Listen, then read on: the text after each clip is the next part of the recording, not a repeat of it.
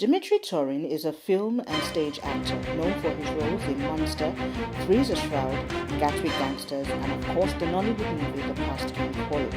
He is also known for being an assistant director and scriptwriter. Dimitri has many interests which include acting, history, science, and world politics. He is also a fan of classical, jazz, and rock music, being himself a bass guitarist in an indie rock band. He was a professional tap dancer for 8 years and is passionate about his motorbikes. Dimitri has a huge love for his family. I talked to him about his life as an actor, director, and what he thinks of the industry, all on the Justeve Show.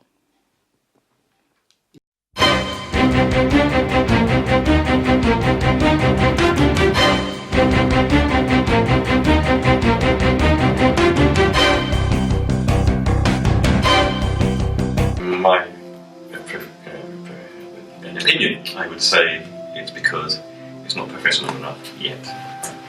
It's got a lot of talent, a lot of good heart, but it's not. I think one of the problems I personally noticed, because I love working with Nollywood, is that timekeeping, remembering lines. It's just the whole. They're not organised enough yet, and one of the reasons why Ruke Amata asked me to come on board and help him was to give him suggestions, help him understand that. And I think that's the only thing that's holding them back.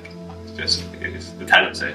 Some of the stories would be a little, because if you're putting out all the time stories that are relationship betrayal, and there's not perhaps enough diversity in it. Could maybe play with relationships in a darker sense rather than a lighter sense. So I think there's absolutely is a talent. Absolutely, if they've got the skills, just better organisations and perhaps some more diversity in stories. Well, a director needs to find a script that's a cut above the rest if they want to make themselves known. I think that these times they need to pull away from CGI a little, because CGI should only be there to enhance what you can't do without it. So again, it's having stories, that play with different aspects of life. The planets, the universe, you could play with those things a bit more, but you don't have to be sci-fi to do that. You can play with it on the planet. There's a film I love called Jacob's Ladder. I don't know if anybody's in it yet. Precisely that's an amazing movie. So the directors, they just need to be a little more imaginative. To see a bigger picture than, even if they see a script that is not brilliant, they could still, their input could make it a lot better. You're welcome back. This is the Justeve Show. If you're just joining us, our guest today is a very good friend of mine. I haven't seen him in ages, so I'm really excited that you're here on the show, Dimitri. Thank you very much. Turin, right? Turin, yeah, in the Shroud. You're welcome to the show. Thank you. And how have you been? Well, actually, on the way, it's funny you say that. I'm fine. But getting here, Good. I nearly didn't get here because I didn't think I was going to make it, because when I got to Streatham, a car crashed into another car right in front of my motorbike. So I had to around that. And then I got to Wandsworth Common, and there's this guy, must have been on his mobile phone, he suddenly swerved in front of me and went into a bollard. So this is on the way here today. And I thought I was in a Mad Max movie. I thought, that's it. This is, the end of the world's happening. Not the end of the world. So I made it. Good. Despite all odds. Good on you. Okay, let's go back to the beginning, because that's what I do with all my guests. Okay. What was your growing up like? Wow. It was different. I was always different, so that didn't help. But I come from a mixed marriage that was not great. My father's Cypriot, Greek Cypriot, my mother's English, and it was just, they made that classic mistake of staying together for the children's sake, which is not the best thing to do. And from experience, I can tell you, don't do it if you don't get on. It'd be far better for the kids. And if it wasn't, I love them both, but they just made that mistake. So there was constant friction in the house, which is not good for my brother and I. But they both, my mum's remarried, she lives in Cornwall, my father lives in Cyprus, he's remarried, and they remarried the perfect people for them, eventually. That's a good thing. If it wasn't for my English grandparents, I think I would have been totally different. You know, Different in what way? I don't know, maybe angry, or I don't. Maybe I would. I don't know. But they gave me that love I needed, and that kind of. They used to take me around castles and countryside and museums, and they just gave me that diversity. A person like myself needed. You know. That's good. Okay. How did you get into the arts? Another good question. Well, I was a tap dancer from the age of 5. Tap dancer? I love tap dancing. Till I was 18, from the age of 5 till I was 18. And I did circus training when I was 16 because I wanted to be another Jim Kelly. You're not fearless? No. Or rather fearful? No, don't fear anything. Just bad people.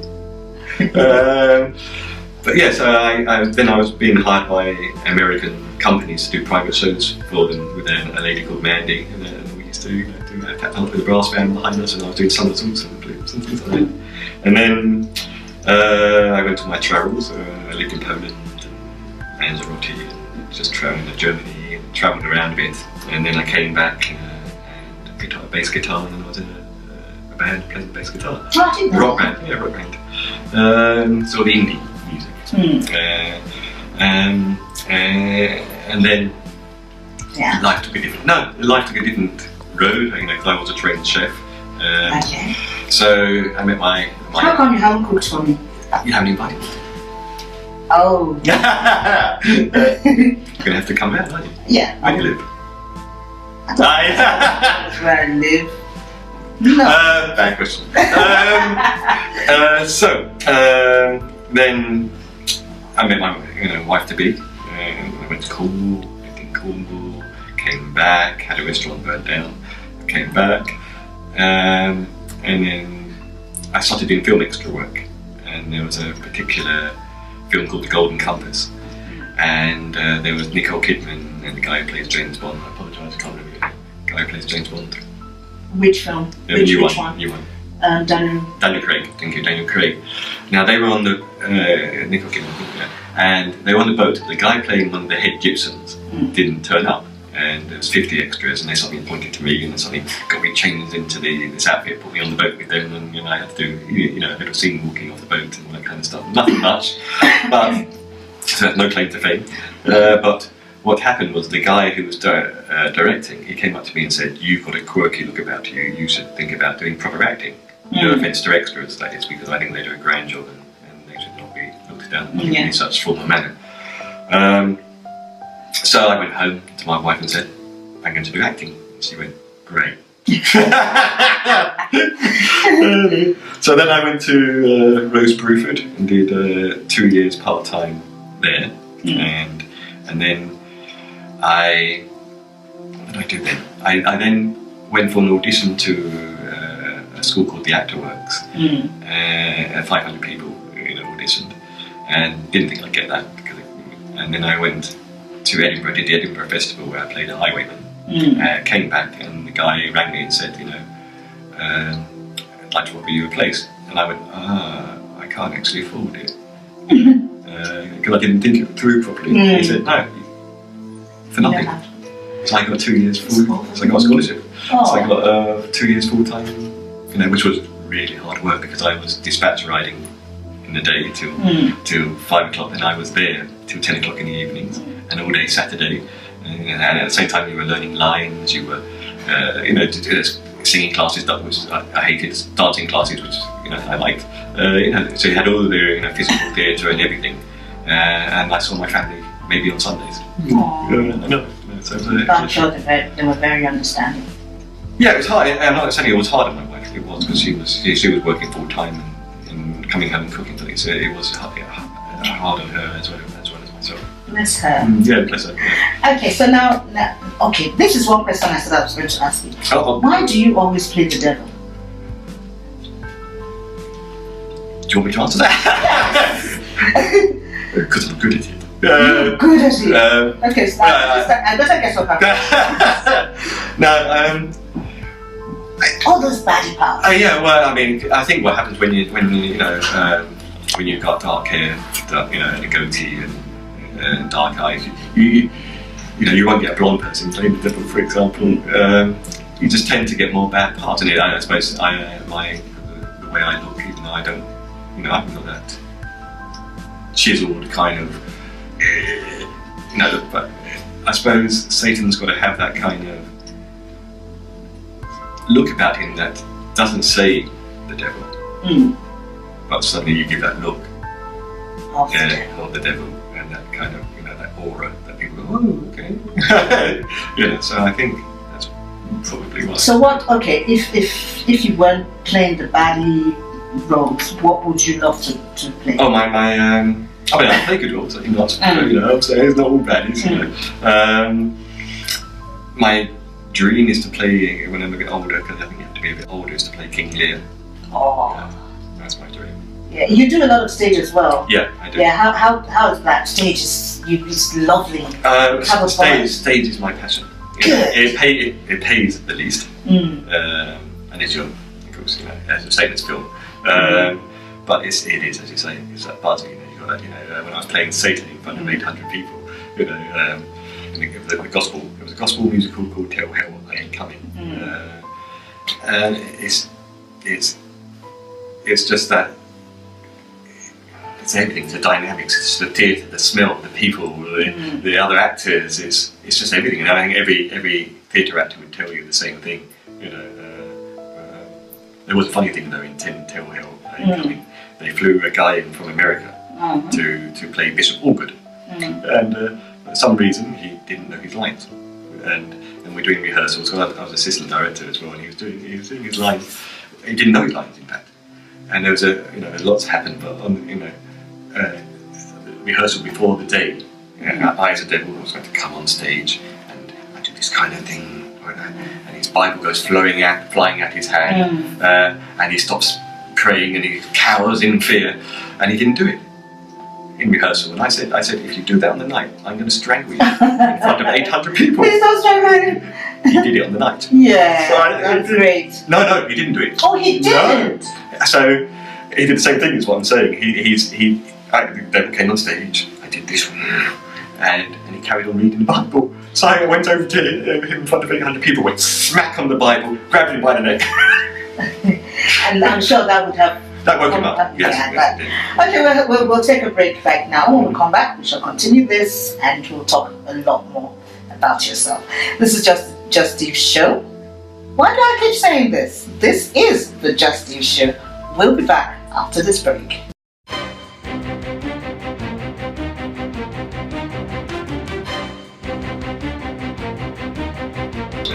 Now this is called pounded yam. You know yam? Yes, That's pound. You pound it, and then it gets like this. And this is called. I'm not sure about that. A bit like eating porridge. Solidified porridge. Porridge. Yeah, porridge. So it's a bit like solid porridge. And I don't.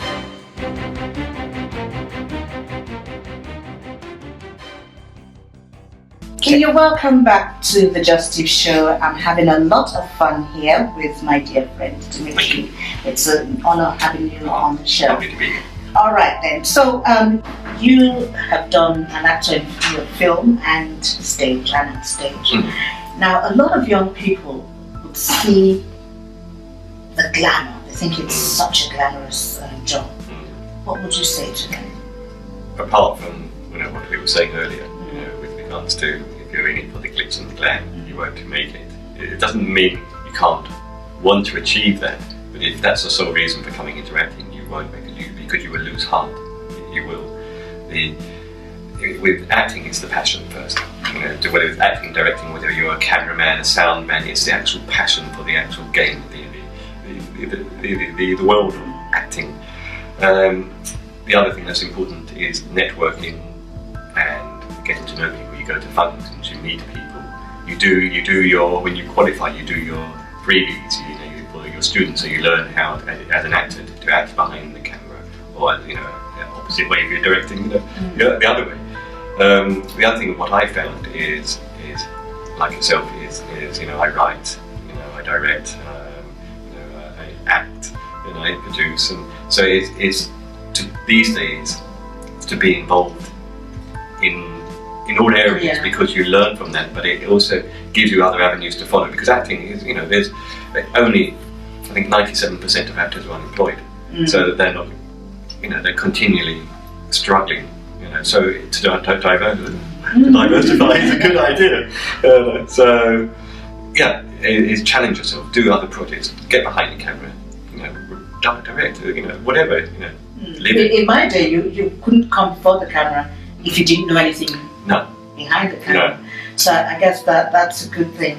Now, you did touch on the money aspect, that they should do free jobs. Yeah. But in our environment today, things are really, really tough. Yes, they are. And they find it difficult. They would find it difficult to understand that you have to pay your dues. It's that thing, isn't it? There's, as I said, there's thousands plus actors out there trying to make it, and it's just you need that showreel. Without a showreel, you're not going to get looked at by casting agents and such like. You won't get on Spotlight, you won't get on Casting Call Pro. So you need to go and get that. But most actors, to begin with, need another job. That's why most actors, to begin with, work in call centres. I did motorcycle dispatch riding. Because you need a job that you can drop what you're doing pay the bills, and you can drop what you're doing at short notice. Because most actors fall out of it because they become despondent and they can't afford it, basically. So it's planning, and it's finding a job that's self-employed, or whether it's from bar work to call centres to motorcycle courier, it's finding ways that will enable you to proceed in that field. Because if you've got a job that's 9 to 5, you're not. That's the unhappy thing about it, you're not, because you need versatility. Okay, let's come back to you. What's been the most exciting role that you've played, be it film or stage? I think that there isn't. I'd love to play Ernest in The Importance of Being Earnest. At the moment, I've just finished a movie called Gatwick Gangsters, where I was King Jamil Abdullah. So I enjoyed that. Enjoyed playing an Arab, and quite frankly, I enjoyed doing that. I played, as you know, everyone's spoken about Satan in various roles now, and I enjoyed that. Because I actually really enjoy character acting, because it just enables you to be so much more, and I like doing that. So yeah, I think in the film I'm about to play a sword-wielding biker. So, another bad. That shouldn't be too hard. No, that should be too hard. No, so another bad person. Yeah. If you weren't acting, what would you be doing? What? That was a. Chefing, probably. What? Chefing.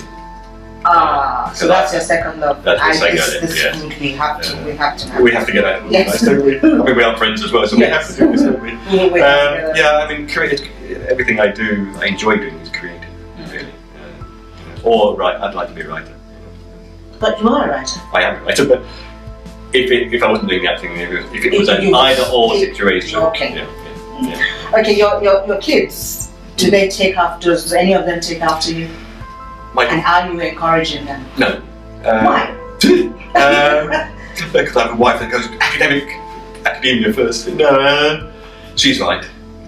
Shia, my daughter, she's most like me in her artistic side, but she's very academic as well. So she wants to be in the RAF, she wants to go to Exeter in September University, so she's doing physics, maths, chemistry, I do all these degrees, I don't know. A-levels, whatever it is. Yeah. And my son, they both got me in different ways. My son has a passion for films, so he wants to be in the RAF as well. I don't know why my kids want to be in the RAF, but that's what they want. So I've said to him, like, if you want to have another field you want to go into, since you have a passion for films, why don't you look at going into media studies and going to university and doing that as well? So you have a kind of so they are like me in a lot of ways, yes. That's good. Okay, let me ask you a random question now. I have 3 questions. 1, 2, 3. Yeah. I've got to go now. Very funny. Pick one. No. Oh, I got to pick 2. Oh. Okay. Second terrible ones. Who was the first girl you kissed?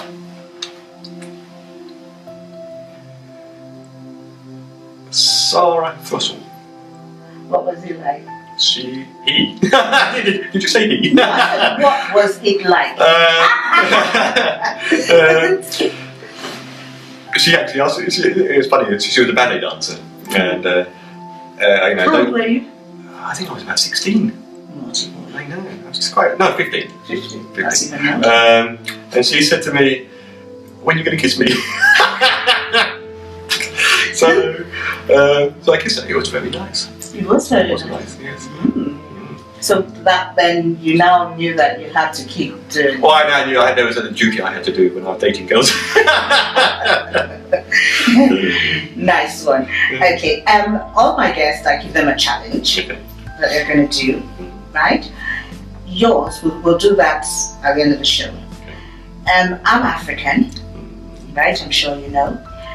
And we have a lot of delicacies. You're a chef, so you must have explored quite a lot.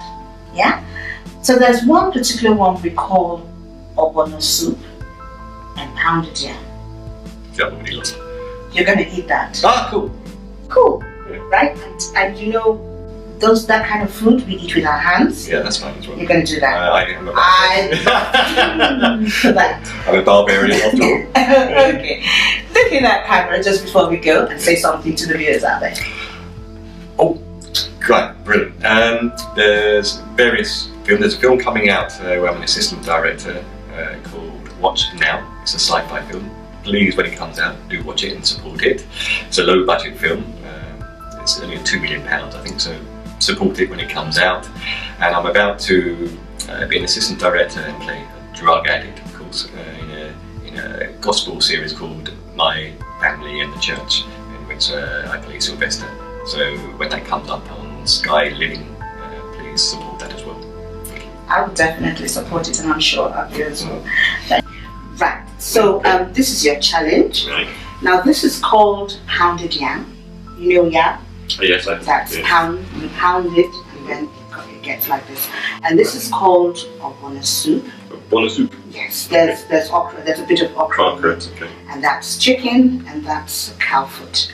The cow foot? Yeah. Okay. Yeah. So, How's the cow feel? how does the cow feel? When you eat it, you tell me. Footloose. Sorry. So, Oh, well, when I'm ready, okay. Yeah. Let's go for this one first. no, you go for this one. I'll go for this one first. No. No. This is this is fun. Now you cut a bit of this Oh, and you take dip that, it in that. yeah, Right. and Okay. then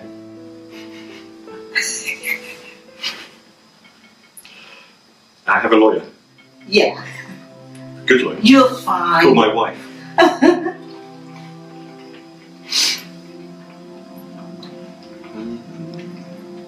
How is it? Would you want the tap full ones or the cupid ones? The truth. That's very nice. But you're not sure about Can I try again? Yeah. Yeah, can I just try because things I get to do in life. You're an actor. You can get to do Well, it. yesterday I was a free man. Today they tried to kill me with the lighter.